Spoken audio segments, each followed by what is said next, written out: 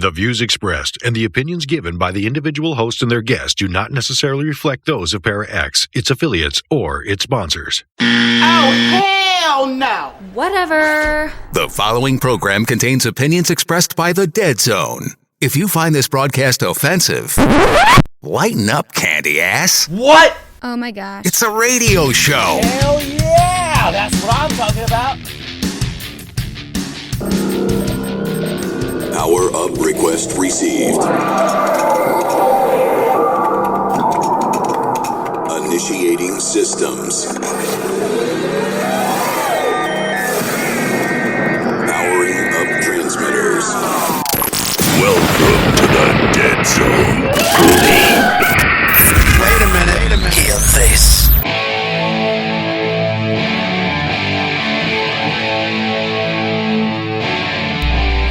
August 29th, Dead Zone Paranormal Radio Show. Special guest tonight is Eric Vernor. He's an author, a motivational speaker, an event manager, the event manager of DeadCon in Fort Wayne, the one I've been telling you about all along. Also, he's the executive producer of Dark Moon Production. He's going to tell us a little bit more about that. Plus, Michelle's been sick, so we're going to do a replay of the news. Before we get to Michelle, this one's Gunboat by Victrola.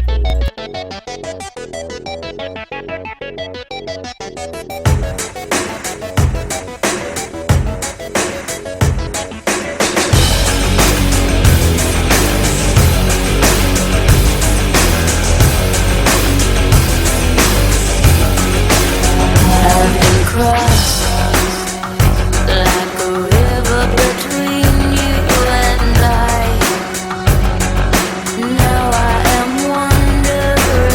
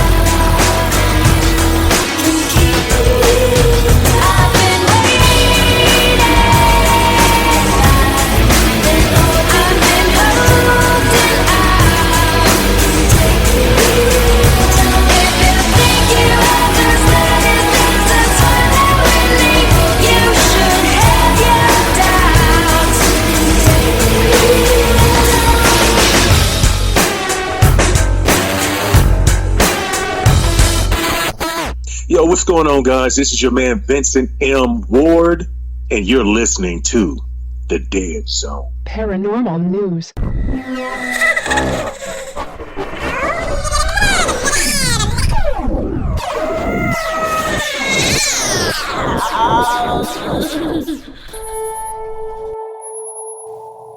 Hey guys, I was doing some research trying to find a recent paranormal news article that I could read for you guys and talk about, but I really only found one that was of any interest to me on Coast to Coast AM. This was posted June 17th, 2021. Murder suspect in England blames centuries-old gin for double slaying. A murder suspect in England has put forward something of a strange supernatural defense for a double slaying that he is accused of committing, as the man contends that a centuries-old gin is really responsible for the crime. According to a local media report, here we go again with names that I cannot pronounce, Shahbaz Khan is currently on trial for the murders of Dr. Saman Mir Sakarvi and her daughter Vian Mongrio, who were killed in October of 2020 in the community of Burnley. A contractor by trade who had done previous work at the family's home, he had been seen entering the residence on the day prior to the crime, and in a subsequent search of his house was discovered to be in possession of jewelry and money that had belonged to Dr. Sakarvi. Prosecutors in England understandably believe that they have an airtight case against Khan, which likely explains why he contends that a jinn was actually to blame for the double murder. Upon his arrest, Khan was placed in a jail cell wherein he threw himself across the room and onto his bed in an incident that he claimed was an attack by an invisible evil entity. In an interview with police the next day, the accused killer began undulating and informed them that they were speaking to a 620-year-old supernatural spirit named Robert Smith Wood, who happened to live in Dr. Sakarvi's home. The entity went on to claim that he had grown upset with alterations made to the residence and, in turn, smashed a mirror as well as moved a table to indicate his displeasure with the changes. At some point following the interview, Khan apparently reclaimed control of his body, as he later insisted that he had no idea how the mother and daughter were killed. Asserting that they were perfectly fine when he left the residence, he argued that the jinn infesting their home must have committed the crime. As one might imagine, prosecutors are not buying Khan's story, arguing to the jury at his currently unfolding trial that the man's actions while in custody were simply his way of trying to set up his defense to say he had been attacked in his cell by a supernatural spirit. They went on to muse to the court, was it real in his head that he threw himself across his cell to his bed, or was it a feeble attempt to pretend there was something wrong with his mental state? Ultimately, they called Khan's defense absolute nonsense, declaring that Dr. Sakarvi and her daughter were not killed by supernatural spirits. Beyond the pilfered property found in the man's possession, prosecutors also suggest premeditation on the part of the accused killer, as, following the double murder, the family's home had been set on fire, while web searches on his phone centered around whether or not fire could destroy DNA. And so, unless Khan's attorney can somehow find a way to get Robert the Jinn to take the stand, he's likely to be headed off to prison in the not-too-distant future. Now, I tried to find out if there were any other recent reports of demonic possession being claimed as the reasoning behind their actions. And what I did find was on WOWO.com. This is a radio station. They did a very short story back in November 15, 2018, called Suspect Claims Demonic Possession in Murder Case. This was in Fort Wayne, Indiana. A Fort Wayne man accused of murdering his own mother last month told police he was possessed by demons and Adolf Hitler. That's according to court documents in the case of 34-year-old Jason Stace. The Journal-Gazette reports his lawyer filed the documents to ask a judge for a mental evaluation in order to see if he is competent to stand trial. The paper reports his attorney also indicated that they'll be relying on a defense of mental disease or defect. Police say that he admitted to punching, biting, and choking Joy Stace in their home on October 24th. So then I found another one. This is on NBCWashington.com. And this one, hold on, got to scroll up. This one was dated May 24th, 2018. Suspected gunman spoke online about demon possession. The man suspected of shooting 3 people inside an Oklahoma City restaurant before being fatally shot by bystanders had no obvious connection to the victims or the restaurant and was legally authorized to carry a firearm. Investigators are trying to determine a motive behind the Thursday night attack that wounded 4 people, according to Oklahoma City Police Captain Bo Matthews. He said the only interaction police had with the suspected gunman, 28-year-old Alexander Tilghman, was during a domestic assault and battery call when Tilghman was 13. A police report from that 2003 incident indicates that Tilghman was arrested after his mother told police he punched her several times during a dispute over a vacuum cleaner. Matthews said Thursday's shooting appeared to be random, but noted that Tilghman drove to the restaurant and wore protective gear for his ears and eyes. It looked like his mind was made up that he was going to discharge his firearm once he got there. Matthews stressed that the investigation was ongoing and confirmed that Tilghman's mental health was being looked into. On a Facebook page that police said belonged to Tilghman, the man posted a video in which he claims his television is possessed by the devil. The page uses the same profile photo as a YouTube channel where a man that appears to be Tilghman also describes demons possessing his TV and being surrounded by computers. He calmly begs for help from a real human, saying he's suicidal, lonely, and really losing it.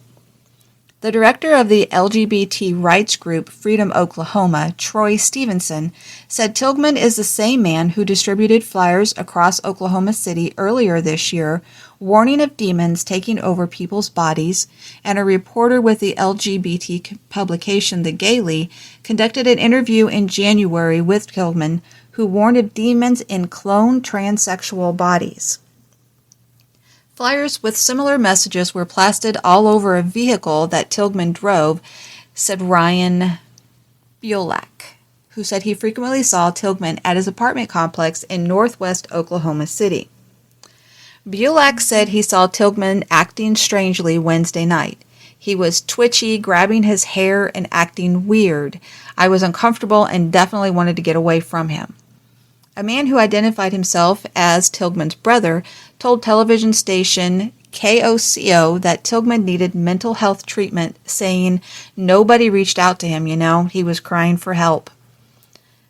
Tilghman was licensed as an armed security guard, which authorized him to carry firearms, said Gerald Conkler, General Counsel for the Oklahoma Council on Law Enforcement Education and Training.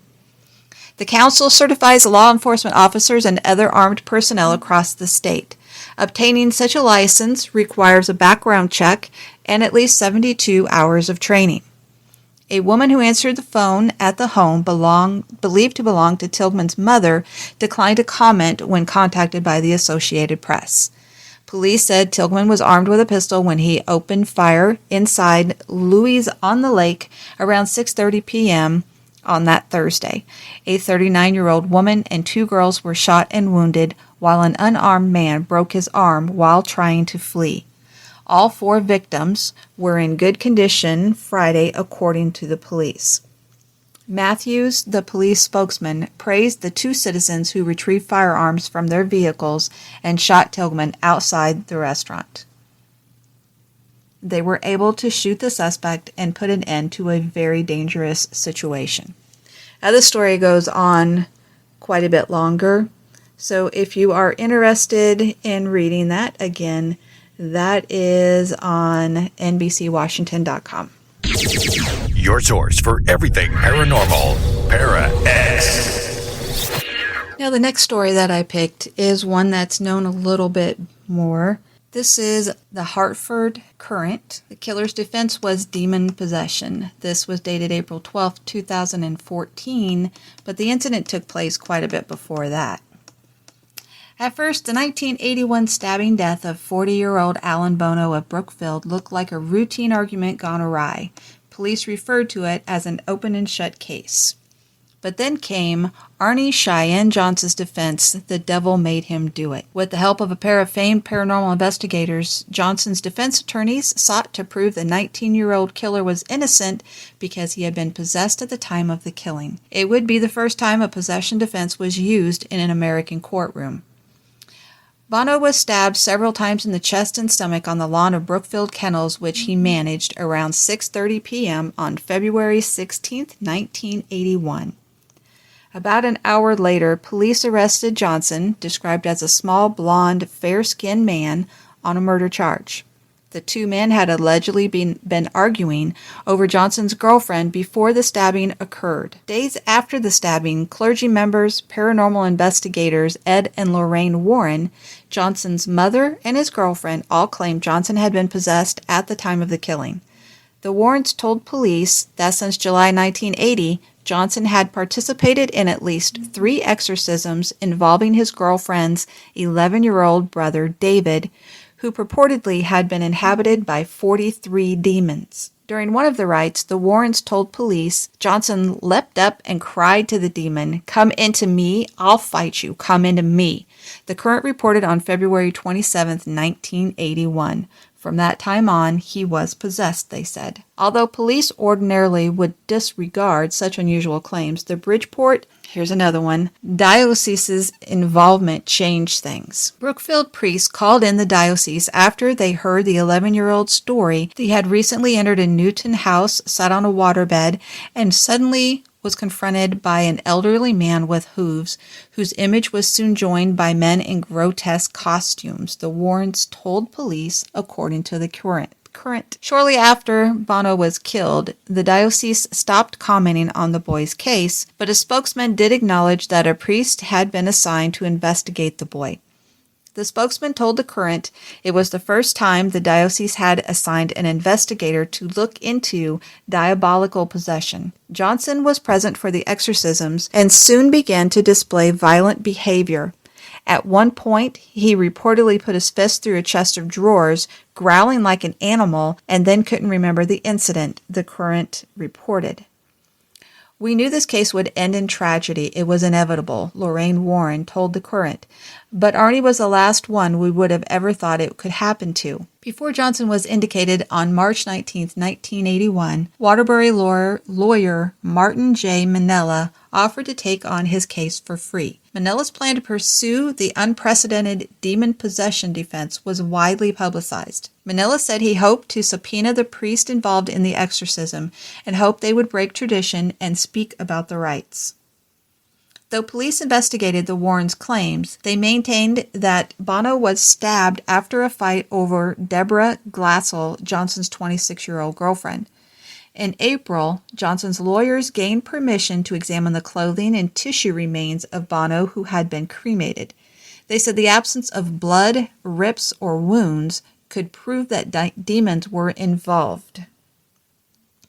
As the case progressed toward trial, the Warrens and Manella drew criticism from their peers who said they were involved in the case for personal gain. Typical of the criticism of the Warrens are comments by mentalist George Kresge, better known as the Amazing Kreskin, who argues that the Brookfield case is simply a means for the couple to prey on the superstitions of the public and build up their annual lecture revenues. They have an excellent vaudeville act, a good roadshow. It's just that this case more involves clinical psychologists than it does them, Kresge said in his story. Local attorneys said Manila was representing Johnson to rake in the publicity and that the legal community didn't take the possession defense seriously. Both the Warrens and Manila stood by their involvement in this case. Now, if you hadn't heard about this story, this is where The Conjuring had come from.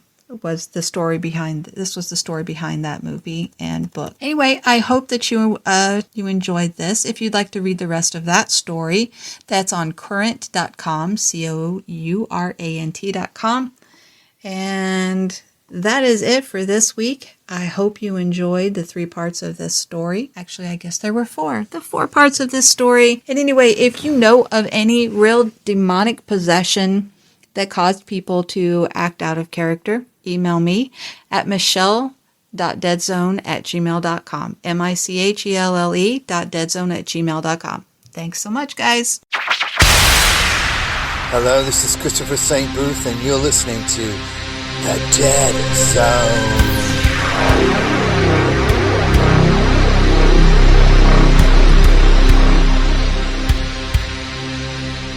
Hey, this is Lee. Has the pandemic got you going bat crazy like it does us? Well, just a reminder, Poasttown Elementary School presents Non-Con 6, Middleton, Ohio. A legit haunted school, an event with tons of people already signing up. It's all over the Facebook page. And it's free. Pretty much it's free. You got to check it out. September 24th, 25th, and 26th. Just Google Non-Con 6. And for more information, you can contact Jason Snyder, Keith Age, or Daryl Weissman.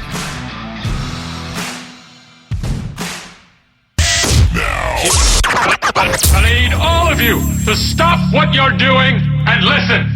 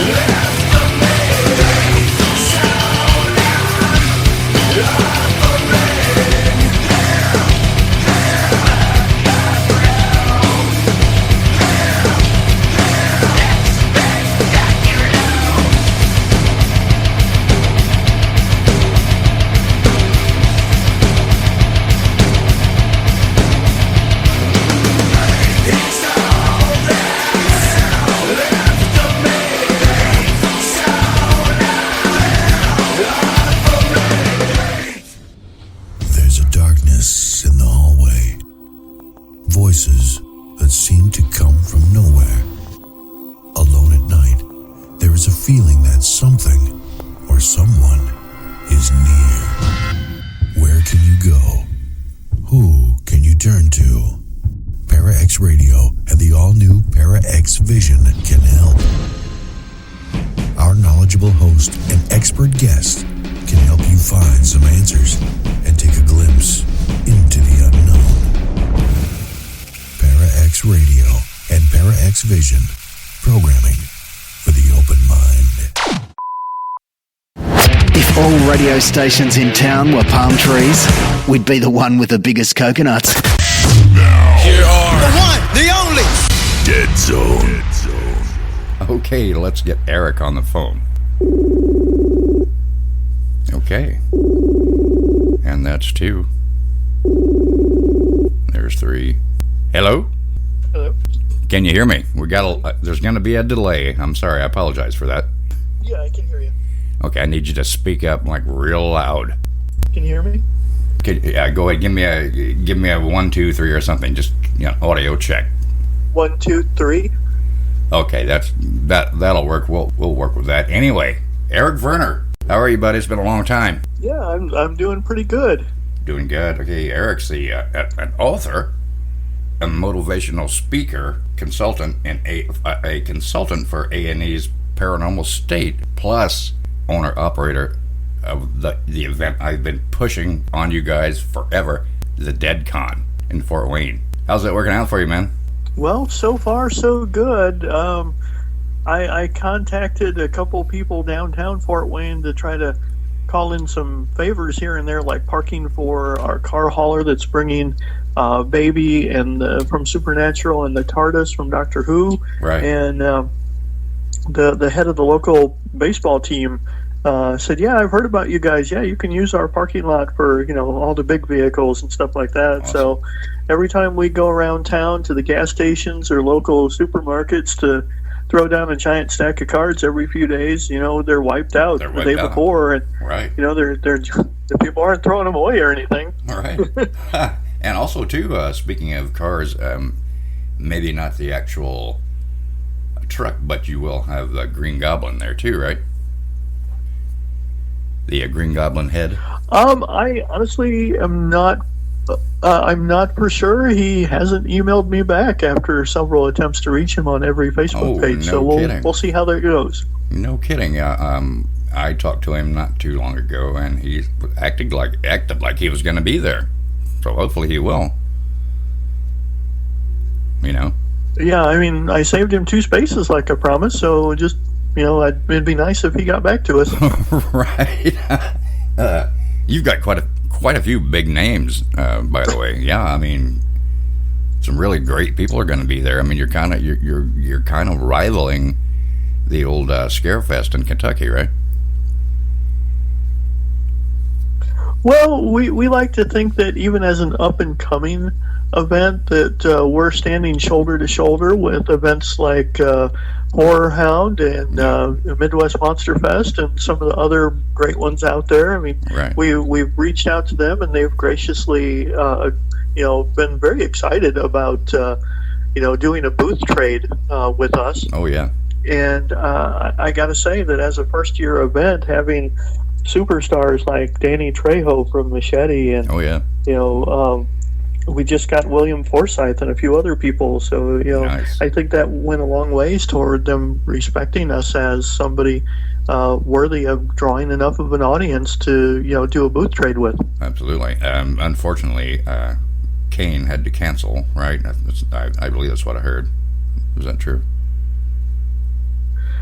Yeah, unfortunately, Ernie Hudson is unable to make it this year, and so is Sarah Karloff and Victoria Price had to cancel and postpone until a future date. We're hoping for next year, just like Barbie Wilde from the Hellraiser franchise. But I am in talks with Chris Rowe, who's the agent for all of the Cenobites from Hellraiser franchise, that he's also going to try to get us Doug Bradley for next year too. So it's going to be even more amazing. Yeah, that would be awesome. Yeah. Wow. Do you think the ticket sales or the attendance kind of reflects on the fact that we're coming out of this year and a half long, just stand still. You can't do anything. You can't go anywhere. You know, COVID, of course. I mean, Yeah, I really do. I mean, a lot of people are so excited about it. You know, when we announced Destination Fear coming and Ghost Hunters, right? People from all over that were their fan bases from everywhere started saying, "Hey, it's something I want to go see. I haven't been able to do anything for a while." Right. I do know that when I spoke to our city officials, because we have a citywide event going on, just pockets all over the whole city. It's called Fort Wayne Fright Night Weekend. Right. And Rick Zolman, who's the head of that organization, saying, yeah, well, the zombie walk that goes from the downtown library all the way down to where you guys are 3 blocks later, we annually have 7,000 to 9,000 people, but we're predicting 15,000 landing at your doorstep Saturday afternoon because people want to get out and do things. Yeah, people, finally get out, do something. Yeah, I mean, stuck indoors doing nothing so long. I mean, we love going to these events. I mean, that's how you meet people. That's how you what's the word I'm looking for? Network, right? And you just can't do it anymore. It's crazy. But now maybe things are getting back to normal. Yeah, that's going to be a cool event. Well, I certainly hope so. It definitely seems to be that. Yeah, definitely going to be a great event. And of course, we're going to be there too. Also, too, I want to touch base on you with your books. You're not only are you the managing, I assume owner of DeadCon, but you're an author and a publisher, right? Correct. Both. Actually, one became the other, which led to DeadCon because I was hoping you'd bring that up because it's kind of the odd path of my career. The catalyst, You know, I started out just doing research books, from the perspective of what is the history of vampires and, where did zombies originate from on a folklore level. So I used to just go to events all over the place, like Dragon Con and, things like that, and I built a name for myself. So as I went from one convention to another speaking and signing books, that's how I networked and met all these people that I invited to come up to DeadCon. And during that time, other people came out of the woodwork and said, hey, why don't you publish my book too? So me being a self-published author turned into a publishing house. Right. Awesome. It's weird how things just fall into place sometimes, right? It's amazing. I think that it does. It's really astounding. I think the first time we met you was at Keith Age's event, Mid-South. That was like 3 years ago, wasn't it? Something like that. I believe so. Yes. Yeah, 3 years. Yeah, 3 years, man. Man. A lot has happened. A lot has. He now has Mid America. That we're going to be at yours first. It is the first, right? October 1st, or is that? Am I getting? I'm sorry, I can't speak. Getting them confused. We are October 15th, 16th, and 17th. Okay, so we'll be at his first in Mid America in Kentucky, and then we're going to come to you guys. We're going to come up to your for your event in October. Man, it's going to be great. We're going to be tired, but it's going to be great. Right. Well, I'm going to be at Mid-South Monster Fest in about a week, and then a few days to a week after that. I don't know. I haven't looked at my calendar for a while. Then I'll be going to Horror Hound in Cincinnati and shaking hands with Jeremy Shelvin, who runs all the different Horror Hounds, and thank him for all his mentorship over the last couple of years. Right. Absolutely. It'd be cool if you can make. I know you're more than likely going to be wiped out, but from all of this that's going on right now, it would be great if you could come to Keys in Kentucky. Well, I'm not sure, honestly, because after I get back from the next 3 events that I have to do, I got to really throw myself into, catching up everything office-wise and getting ready for my event. Oh, yeah. Because I've got another one the weekend right after us. Oh, I didn't know about that. What's that? Fill us in. Tell us. Dark Horror and History Con run by Brian Ward in Champaign, by Illinois. Brian. Yeah, Brian Ward. Yeah, and he's in Illinois over here, right?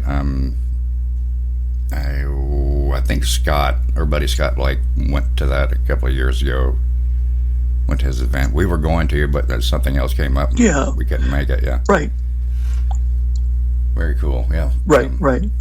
Yeah, I've networked at so many different events and met some wonderful people in all of them. Right, and he's a good guy too. I mean, that's maybe not everyone's cup of tea. That type of convention,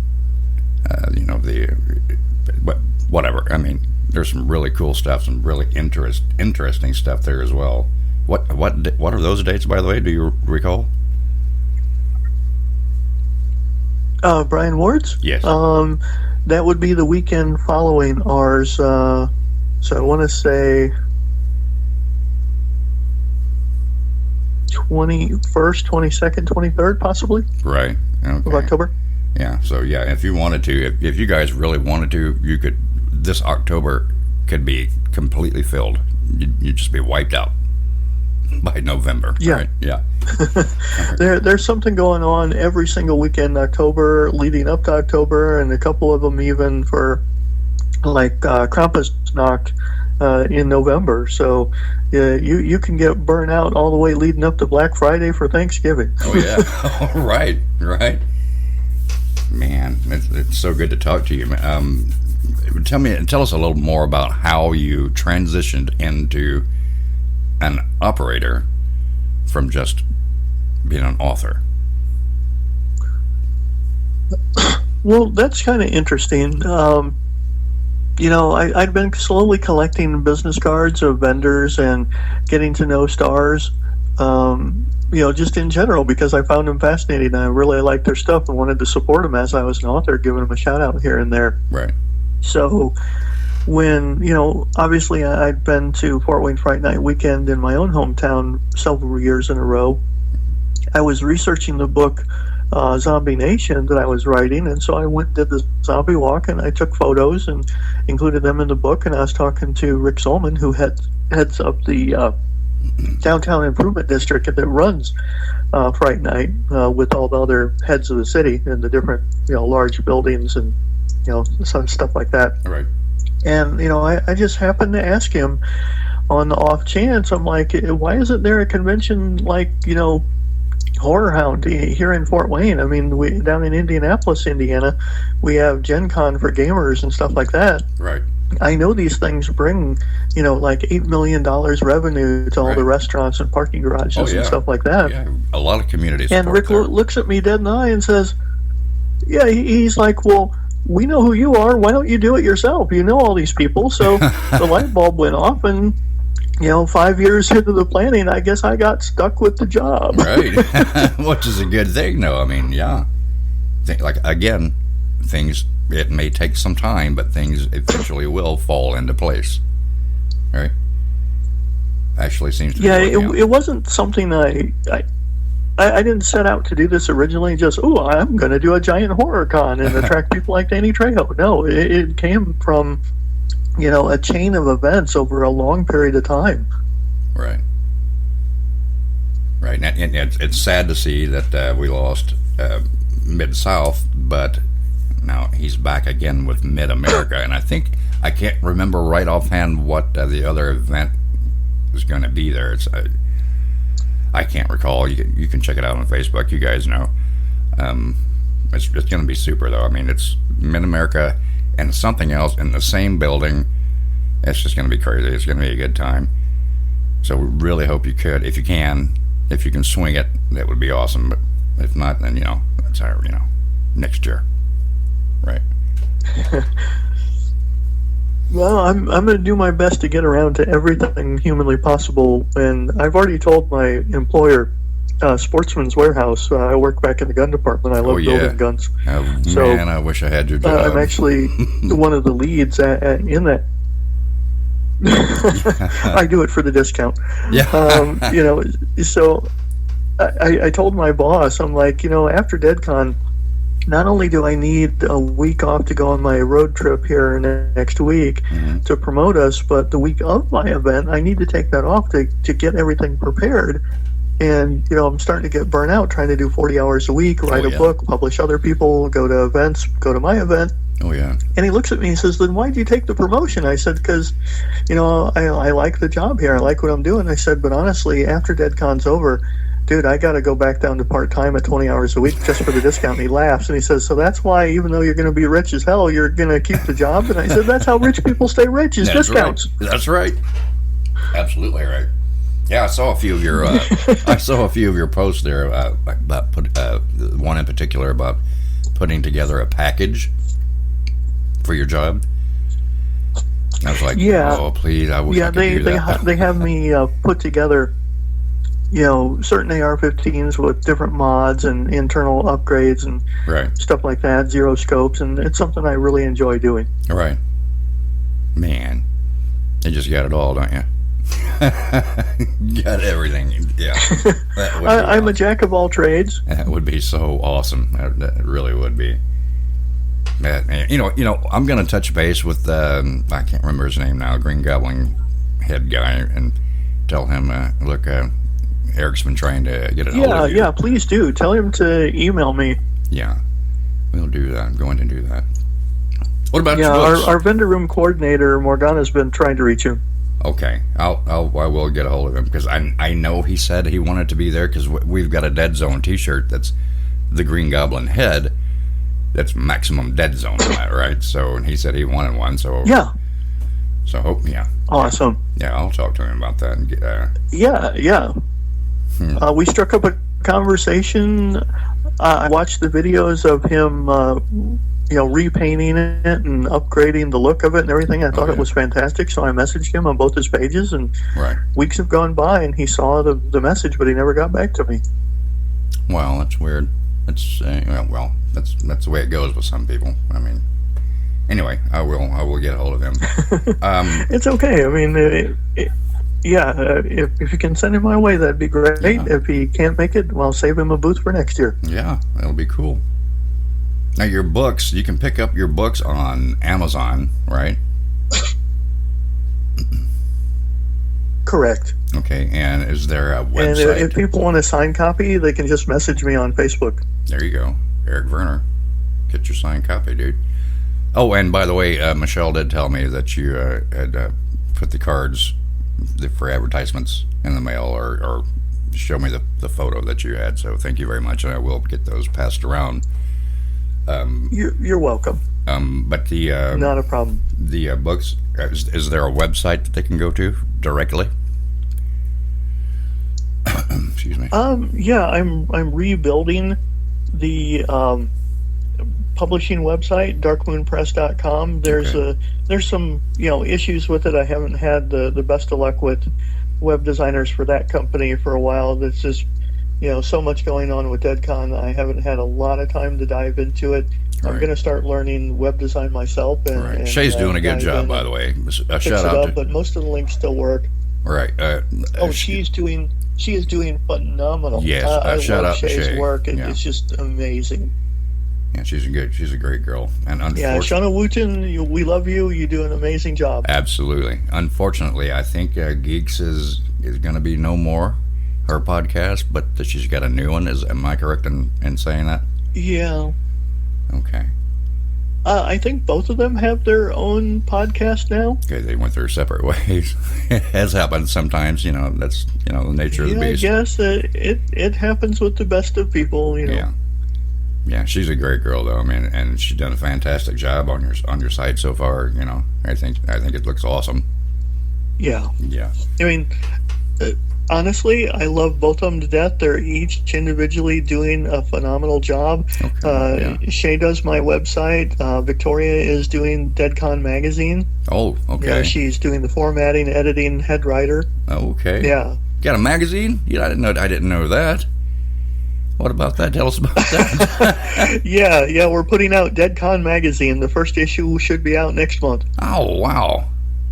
I want in. Let me in. That's cool. Well, I'll message you after the show and have you get in touch with Victoria, because she might do an interview with you guys. Oh, that would be fantastic. Okay, is this an online magazine, or is it something that it's going to be in print, or? It'll be an online PDF, but it's also going to be a print, glossy, full color, about 80 pages. Oh, wow! Book twice a year. Wow! And people can order it off the website, and they can even take it to the event and have stars sign an article that they're in. Absolutely, have the photo signed. Yeah, man, that's a good idea. That's a real good idea. Excuse me. Excuse me. One more thing I wanted to ask you, I'm going to touch base with you on, is you are a publisher. You do publish books now. Are just the written books, or do you do like coffee table books or something like that? Because I was going to in the past. I was going to in the past. Most of my books are academic, and there's one that I'm working on right now, a full color coffee table book based off the original haunted asylums and sanitariums. Sweet. And it's going to be enormous full color hardback, something that people can really dive into and just enjoy the pictures. Right. Now, what I was going to do in the past, and I still have a few, some of my artwork from Full Moon Studios, my rendition, my take on the different places like 13 Steps, and just, you name it, I put a vision to it, my vision. So I wanted to make a book with my artwork for a long time, so maybe we'll talk about that later on, if that's something you're interested in. Yeah, definitely. Email me darkmoonpress@gmail.com, and we can talk about it for sure. Yeah, because I've got some really good stuff, and I can't remember his name now. He's even agreed to, we'll do the artwork on one page, the next page or the adjacent page will have like a brief short story about what that artwork is. It was a great idea, and I just never did anything with it. Okay. But yeah, we'll talk about it. All right, so you can go to definitely. You can go to Dead Convention. Is it Dead Convention or deadcon.com? Deadconvention.com. Okay. We just shortened it when everybody's calling it DeadCon on all the logos and everything, but yeah. The website is deadconvention.com. Okay, you can go there, and from there, and I know from the Facebook page, you can click on a link to purchase tickets, right? Yeah, it'll reroute you to. Actually, I just had it pulled up. Showclicks.com. There you go. /event /dead-con. You'll find it on just tickets on the top URL. Okay, and we tried to make it user friendly, or I guess Shauna made it user friendly. She did a great job. Yeah, as always. Yeah, she's a great girl. What was I going to say? I just completely lost my train of thought. Oh my gosh. Are you kidding me? Oh well. For another time. That'll be for another time, I guess. Is there anything else that you want to let everyone know? Yeah, we aren't just the DeadCon main event for Saturday and Sunday. Right. We've got a lot of other things going on Friday and late Saturday. Right.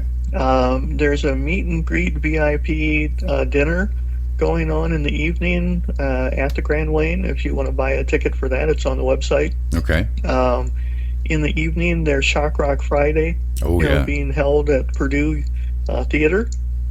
And what's for that the about? ghost hunters out there, Friday and Saturday night, there'll be a celebrity-run paranormal ghost hunt taking place at the old Masonic Lodge downtown, about a block from the Grand Lane. Ooh, that'll be nice. The one we have here in Terre Haute is where we've got some of the creepiest stuff ever. That's one of our favorite places that we've ever been to. The old Masonic Lodge. Oh my gosh. What's the deal? What is the one before that? It's a gorgeous building just for the architect buffs. Oh yeah. And so is this place. I mean, it's huge and it's genuinely creepy on its own. If you walk in there, you immediately feel like, oh, something's up here, right? You know. But what was the one before that? You said the Rocking what? Shock Rock Friday is taking place at the Purdue Theater. Okay, what is it's AUER Theater. I can't quite pronounce it. Right. We're going to have Ari Lehman from First Jason performing. Right. Coffin Cats is a new band that is rockabilly horror. Oh, sweet. And several local horror-themed bands like Lurking Corpses, Creep, and B-Movie Monsters. Oh, man. Those guys would be perfect for the show here. Yeah, we got to check that out. We will. We'll be there. Okay, Eric Vernor. Well, Check him out, you're a guys. guest, so you get into that for free. Oh, well, sweet. Yeah, all the better. Thank you very much. You guys, Eric Vernor, deadconvention.com. The only thing that's extra for people is yeah. Go ahead. The only thing that's extra is what? For people? Shock Rock is part of the package if you're a guest. The only thing that is separated completely is the celebrity ghost hunt, and we had to do that because it's limited to 50 people per night. And that's the only way we could track the limit. Okay, we lost your signal there. I think you backed away from your phone or something happened. I don't know. You still there? There we go. Okay. Saying that we had to limit to 50 per night. Okay. Yeah. I mean, that makes sense anyway. I mean, you know, it's really to have fun because, you know, if you do a real investigation, you can't have people walking all over your evidence and you know, that's true. That's completely understandable. Yeah. Right. I mean, there's some pretty impressive people going to be there. Ghost Hunters International, Joe Chin. Oh, yeah. Travel Channel consultant, Father Casey. Mm-hmm. And then on Saturday night, we have Shari from Ghost Nation and Ghost Hunters. Dan Clace, who's been seen on Travel Channel. He owns the Hinsdale House. Right. You know, we've got some pretty impressive people helping out with that ghost hunt. Oh, yeah. So you guys heard that. That alone should get you off your butt and get to Fort Wayne, right? Come out and see us. Come out and see the guys. Come out and say hi to Eric. I hope so. Right. Okay, Eric, we're running out of time. I'm gonna let you go. We will see you in a few months. Yeah, actually, under 2 months. It's about 6.5 weeks. I know, it's coming quick. It's coming real quick. All right, buddy. Thank you for being on the show, and we will talk to you soon. All right, take it easy, Lee. Thank you for having me.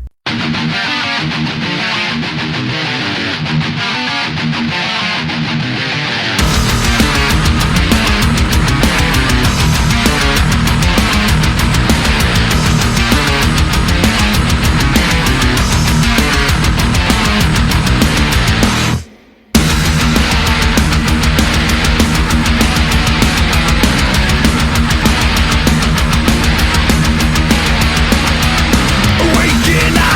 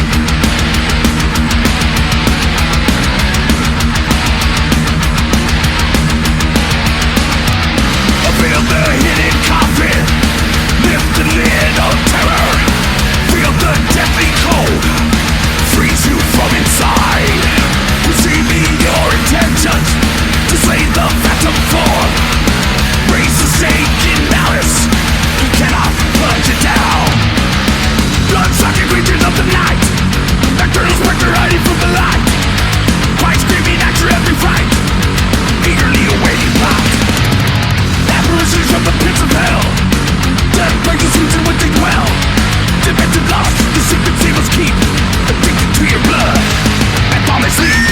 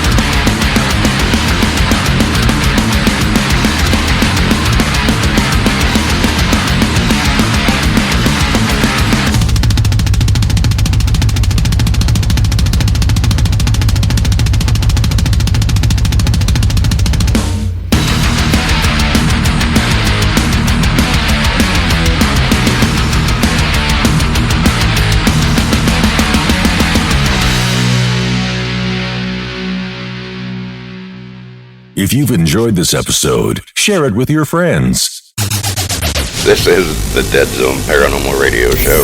Thanks for listening.